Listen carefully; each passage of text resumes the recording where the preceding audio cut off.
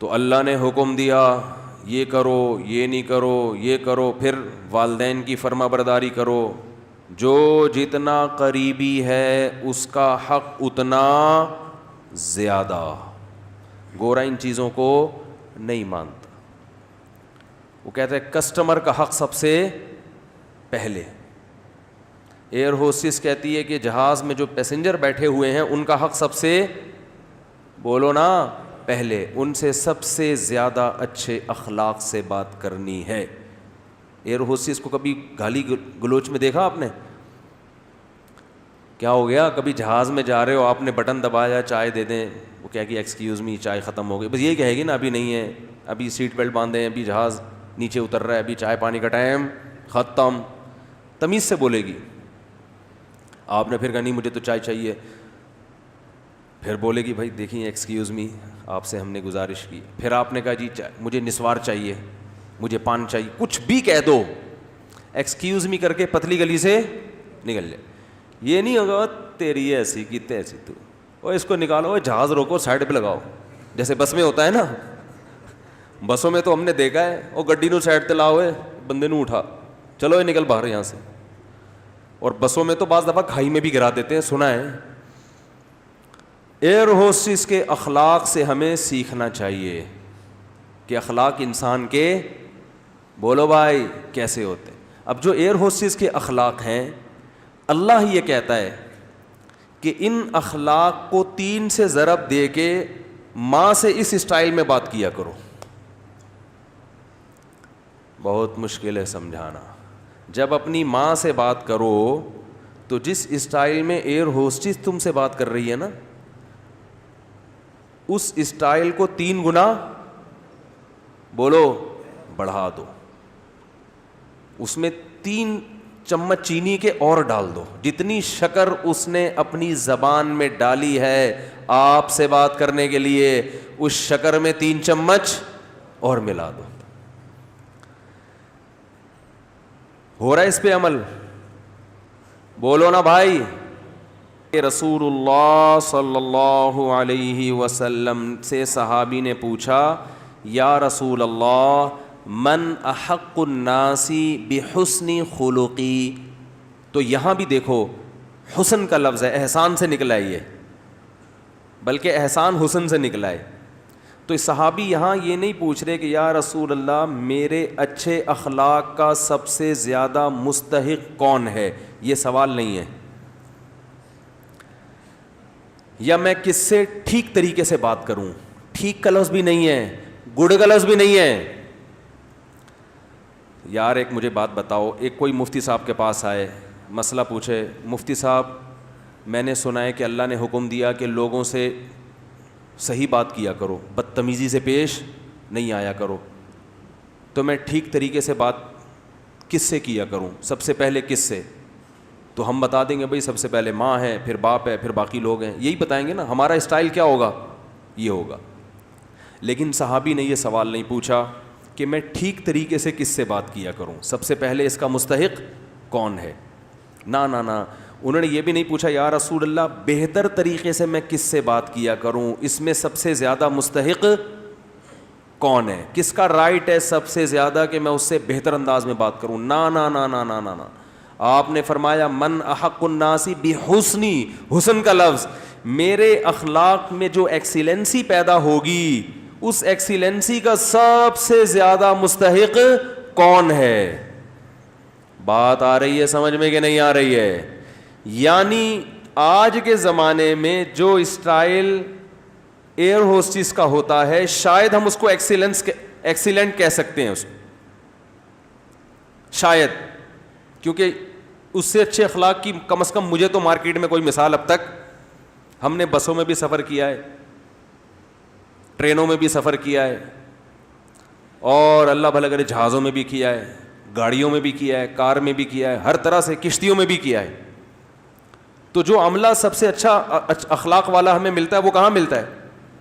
بولو نا، جہاز میں. اور سب سے زیادہ بدتمیز عملہ کہاں ملتا ہے؟ بسوں میں. پیشاب کے لیے گاڑی رکوا لو، پیشاب رک جاتا ہے آدمی کا ٹینشن سے، وہ اتنی ہارن بجا رہا تھا، پاؤں پاؤں بجا رہا ہوتا، بیٹھ بھائی. نماز کے لیے رکوا لو، سب ایک جیسے نہیں ہوتے. نماز کے لیے بعض دفعہ روکنا مشکل ہو جاتا ہے, نماز ہی نہیں پڑھنے دے رہے ہوتے, تو پھر اپنی عزت اسی میں ہے کہ آپ ڈرائیور سے تمیز سے بات کریں. W11 میں سفر کرو, کنڈکٹر کو دیکھا ایکسکیوز می پلیز تھوڑا سا کرایہ دے دیں آپ, کبھی دیکھا آپ نے کنڈکٹر کو W11 میں؟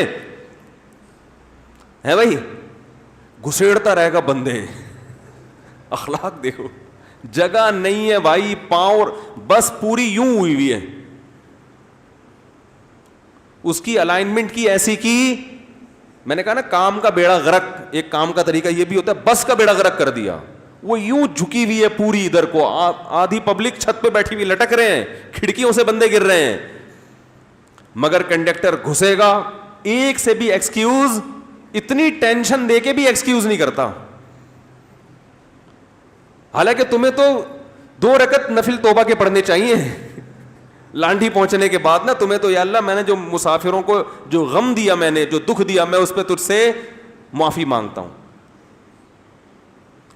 کیسے دھکا دے رہا ہوگا, اور بھائی ادھر سے, اور حیرت کی بات ہے ادھر سے گھستا ہے اور اگلے گیٹ سے نکل آتا ہے, جگہ ہے نہیں, سب سے کرایہ لے, اس کی جیب کبھی نہیں کٹتی, سب کی کٹ جاتی ہے حالانکہ سب سے زیادہ پیسے اس کے پاس ہوتے ہیں. تو بزنس, یہ جیب کتروں کا بزنس بھی سائڈ میں چل رہا ہے ان کا, اس پہ بھی کمیشن, سب کی بات نہیں جو میرا بیان سن رہے ہیں ان کے علاوہ. تو میری جہاں تک جو میں نے دیکھا ہے, سب سے اچھے اخلاق جہاز کے عملے کے ہوتے ہیں. تو ہم اس کو آج کے دور سے کہہ سکتے ہیں کہ وہ ایکسیلنٹ ہوتے ہیں. وہ الگ بات ہے وہ ان کی نیت کیا ہے, لیکن ظاہری لحاظ سے بہرحال بہت اچھے اخلاق ہوتے ہیں. تو اب ہم مثال, ہمارے پاس ایئر ہوسٹس کے علاوہ کوئی مارکیٹ میں اتنے اچھے اخلاق کی ملتی نہیں ہے سفر کے دوران, تو دنیا بھی ایک مسافر خانہ ہے. تو اب حدیث کا مطلب کیا ہوا, صحابی نے پوچھا یا رسول اللہ, میں اپنے اخلاق میں جو ایکسیلنسی پیدا کروں تو اس ایکسیلنسی کا سب سے زیادہ مستحق کون ہے, یعنی سب سے زیادہ میٹھے انداز سے بات میں کس سے کروں. آپ یوں بھی کہہ سکتے ہیں آج کی زبان میں, جب میں بات کسی سے کروں تو اس میں شکر گھولوں میں, تو سب سے زیادہ چینی اور سب سے زیادہ شکر کس سے بات کرتے ہوئے اپنے کلام میں گھولوں. بات آ رہی ہے سمجھ میں؟ آپ صلی اللہ علیہ وسلم نے فرمایا, امک, پوری کائنات میں سب سے میٹھے انداز سے اگر تم نے بات کرنی ہے تو سب سے زیادہ رائٹ یہ کس کا ہے, تمہاری, بولو نا, ماں کا.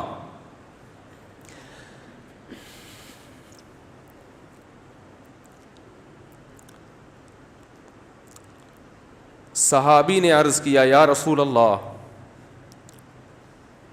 کیا انداز ہے. فرمایا ثم من, ثم کا مطلب ہوتا ہے اس کے بعد, ثم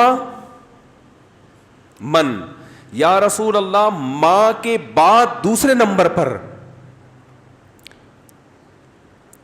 میٹھے انداز سے, اچھے انداز سے بات کرنا کس کا حق ہے کہ میں اس سے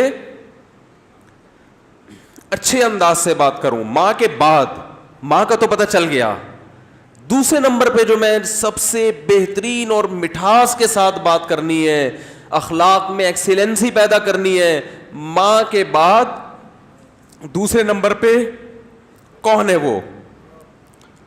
تو آپ صلی اللہ علیہ وسلم نے کیا جواب دیا؟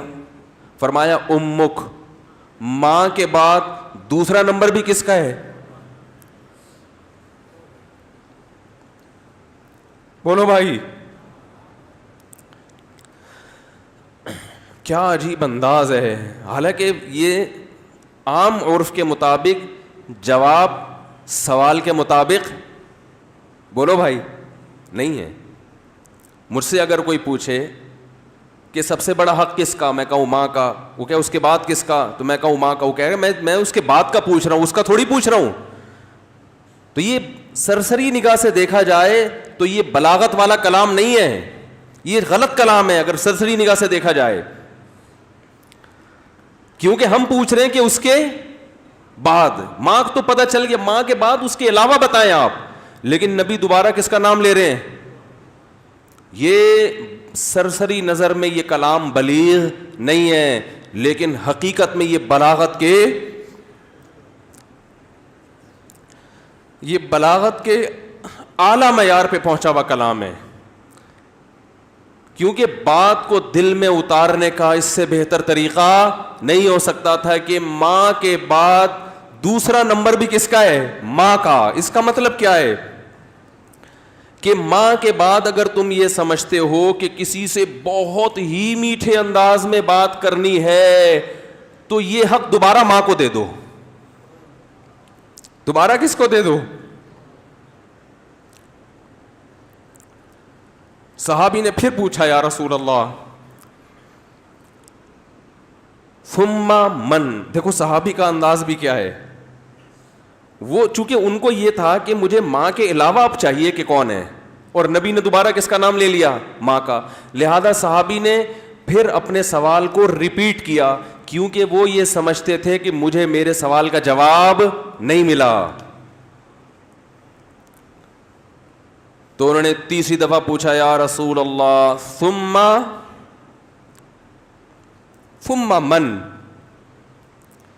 یا رسول اللہ تیسرے نمبر پہ کون ہے؟ تو آپ صلی اللہ علیہ وسلم نے فرمایا امک. تیسرے پہ بھی کون ہے؟ بولو بھائی. یہ ہے ویمن رائٹس. یہ کیا ہے؟ یہ جو بے شرم لوگ حقوق نسواں اور عورتوں کے حقوق کے نام پہ الو بنا رہے ہیں نا، ان کی باتوں میں مت آیا کرو. ان کا مقصد صرف عورت کو کپڑوں سے آزاد کرنا ہے اور مرد کی دسترس سے آزاد کر کے مرد کے مقابلے میں لا کے مرد کا دشمن بنانا، تاکہ مرد عورت سے محبت کرنا چھوڑ دے، اس کا حق دینا چھوڑ دے. تمہیں اسلام نے عورت کے جو حقوق بیان کیے ہیں، اس کے بعد ہمیں کسی اور سے عورت کے حقوق کو سمجھنے کی ضرورت نہیں ہے. ہمیں کسی لبرل سے، کسی حکومت سے، کسی ویمن رائٹ سے، کسی سے ہمیں سمجھنے کی ضرورت نہیں ہے. ہمیں اسلام نے بتا دیا ہے کہ ماں کے روپ میں عورت کا کیا حق ہے، بیوی کے روپ میں عورت کا کیا حق ہے، کہ بیٹی کے روپ میں عورت کا کیا حق ہے، بہن کے روپ میں عورت کا کیا حق ہے. اور یہ جو لبرل لوگ ہیں یہ صرف گرل فرینڈ کے حقوق جانتے ہیں. گرل فرینڈ سسٹم معاشرے میں لانا چاہتے ہیں، تمہیں درندہ بنانا چاہتے ہیں، تمہیں زانی بنانا چاہتے ہیں، تمہیں بدکار بنانا چاہتے ہیں. ان کا کوئی فیملی سسٹم نہیں ہے. جو قوم نکاح کی قائل نہ ہو ان کے ہاں ماں بہن بیٹیاں ہوتی ہیں. ماں بہن بیٹی، بھابھی چچی خالہ ممانی مامی پھپھی، یہ رشتے تو شادی بیاہ کے نتیجے میں وجود میں آتے ہیں. اولاد ہوتی ہے تو یہ رشتے وجود میں آتے ہیں. پھر ان رشتوں کا پاس رکھنے کا حکم دیا گیا ہے. جن قوموں میں ہر رشتے ہی نہیں ہے تم ان سے سیکھ رہے ہو کہ عورت کے حقوق ہمیں بتاؤ. تو آپ صلی اللہ علیہ وسلم نے کیا فرمایا؟ تیسرے نمبر پہ کس کا حق ہے؟ بولو بھائی. ماں کا. پھر صحابی نے پوچھا ثم من. اس کے صحابی بھی پوچھتے جا رہے ہیں، دیکھو رک نہیں رہے، کیونکہ ان کے سوال کا جواب مل نہیں رہا کہ یا رسول اللہ آپ ماں کا تذکرہ ختم کریں گے تو پتہ چلے گا کہ ماں کے بعد کس کا حق ہے. تو آپ صلی اللہ علیہ وسلم نے ارشاد فرمایا ثم ابوک. چوتھے نمبر پہ کون ہے؟ باپ. پوری کائنات میں اگر آپ کسی سے نرم انداز سے بات کرتے ہیں، میٹھے لب و لہجے میں بات کرتے ہیں، بہت سے لوگ ہیں جن سے آپ بہت نرم انداز میں بات کرتے ہیں. اپنے باس سے آپ سر کہہ کے